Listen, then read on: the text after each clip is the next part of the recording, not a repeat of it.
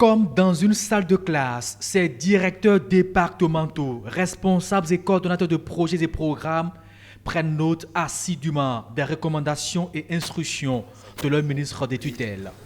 Vous n'avez été que désigné pour gérer. Il est question ici de mettre chacun devant ses responsabilités, recadrer les rôles et missions pour des résultats plus probants.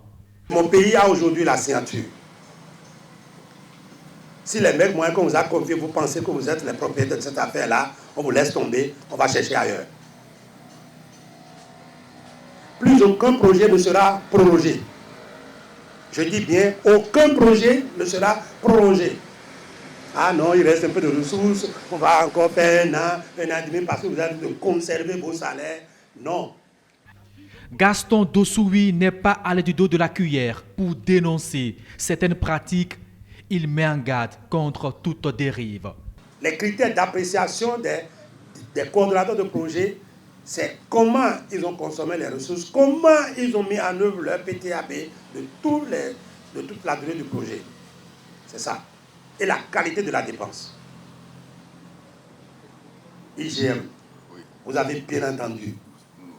C'est sans pitié maintenant. Sans pitié. Vous regardez, vous fouillez tout bien. Si ce n'est pas conforme, on balaie.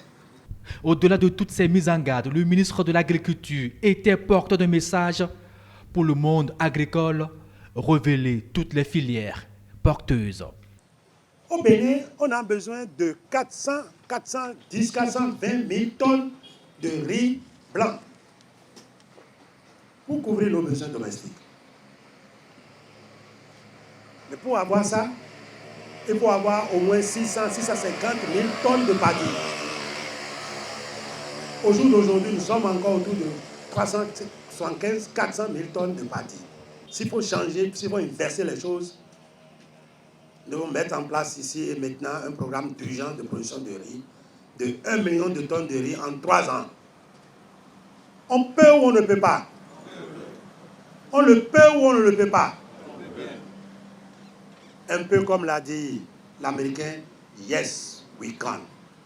Plus aucune filière ne sera laissée en rade.